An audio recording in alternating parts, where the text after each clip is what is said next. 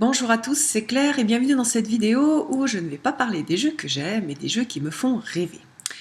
Donc vous avez peut-être vu que j'ai une collection de jeux, j'en ai pas mal et en fait avec quelques jeux ça me suffirait tout à fait pour faire le travail que je fais avec les cartes, mais je suis une grande amoureuse de l'art, donc en fait j'ai toujours envie de nouveaux jeux parce qu'ils me font rêver.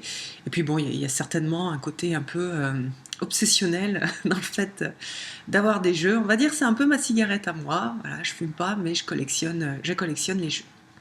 Alors, dans cette vidéo, je vais juste parler des jeux autopubliés qui me font envie. Qui donc en fait, sont distribués par les auteurs du jeu. Alors souvent, la plupart du temps, donc ces jeux-là sont d'une plus grande qualité que les jeux qu'on peut trouver dans le mass market, dans le marché, donc édités par des éditeurs. Ils sont aussi parfois plus originaux parce que les artistes ont pris des risques. Et d'ailleurs, souvent, un jeu auto-édité qui va bien marcher va se retrouver après dans le commerce sous un format plus basique, on va dire. Voilà, donc on a les éditeurs, pour ne pas prendre de risques, ils laissent les auteurs auto-éditer leur jeu, puis après, si ça marche bien, ils vont proposer d'éditer leur jeu sous leur marque. Alors, il y a plusieurs jeux qui me font envie. Alors, le premier, je vais en parler parce que c'est à cause de... Alors, je ne sais pas bien dire son nom, Schuller Essling. Que c'est revenu, c'est le Wild Unknown Tarot, et elle a fait une review il n'y a pas longtemps. Et ça m'a redonné envie, ça fait plein de fois, ça fait au moins un an que je me torture l'esprit, je me dis je le veux pas, est-ce que je le prends hein. Surtout que souvent les jeux auto-édités, ils sont plus chers, par la qualité, par le fait qu'il y a moins de quantité, donc l'auteur a besoin quand même de rentrer dans ses frais. Donc c'est des jeux à 50, 60 euros, enfin selon les jeux, il y en a un petit peu moins cher, il y en a à 30 euros, entre 30 euros. Donc voilà, alors le Wild Unknown, il me plaît parce que de ce que j'ai vu dans les reviews, j'aime bien la texture des cartes. Et puis j'aime ce côté complètement nouveau, complètement jamais vu. Il y a aussi dans le même style le Lumina Tarot qui me plaît beaucoup. Qui est beaucoup plus coloré, qui a plus de couleurs et qui a ce mélange noir et blanc couleur qui me plaît énormément et qui me séduit aussi donc dans le Wild Unknown. Après, il y a un tarot qui s'appelle le Cosmos Tarot, qui est vendu avec un tarot et un oracle. Et les jeux donc sont faits par des artistes différents, mais il y a une certaine cohérence parce que on a donc soit des constellations, soit des planètes qui sont représentées dans les cartes. Alors il s'appelle tarot, mais il a un système, il y a bien 78 cartes, mais il est quand même assez différent au niveau des interprétations.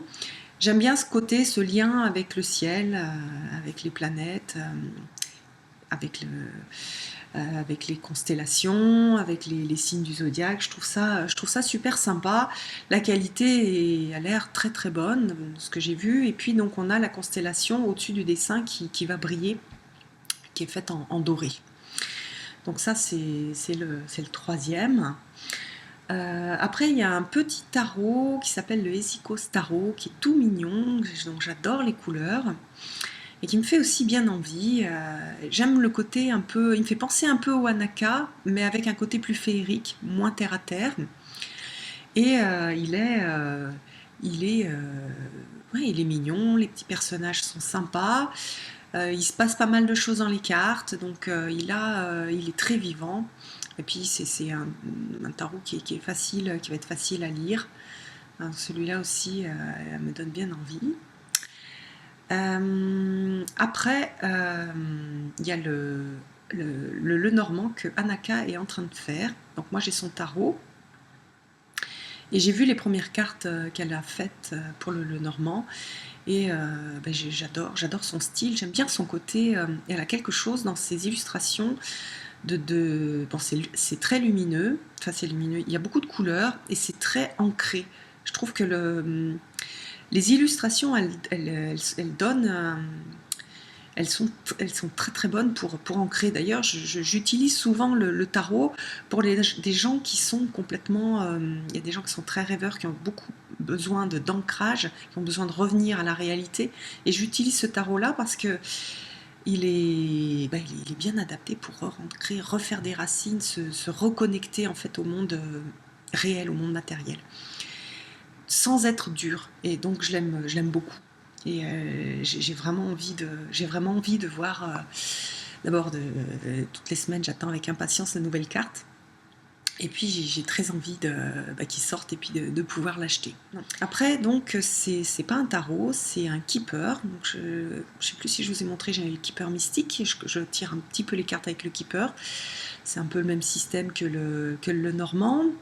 Et donc voilà, je suis en train de faire quelques tirages avec le keeper. Je trouve ça super intéressant parce qu'il y a beaucoup plus de personnages que sur le normand. Et donc c'est Ciro Marchetti qui a fait ce keeper qu'il a appelé fin de siècle. Je l'aime beaucoup. Bon, j'aime bien ce que fait Ciro Marchetti, même si je me suis dit il faut que j'arrête d'acheter des jeux avec des images réalisées sur ordinateur. J'ai plus envie en fait de jeux d'artistes qui ont dessiné avec leurs mains, avec leurs petites mains et leurs petits stylos. Mais celui-là, je le trouve très beau et j'aurais très envie de l'avoir. Alors après, je peux attendre 1 ou 2 ans qu'il sorte chez US Game Systems, il sera moins cher. Mais bon, voilà. Quand on a envie de quelque chose, c'est vrai que parfois c'est difficile d'attendre. Donc ça, ce sont les envies que j'ai de jeux auto-publiés.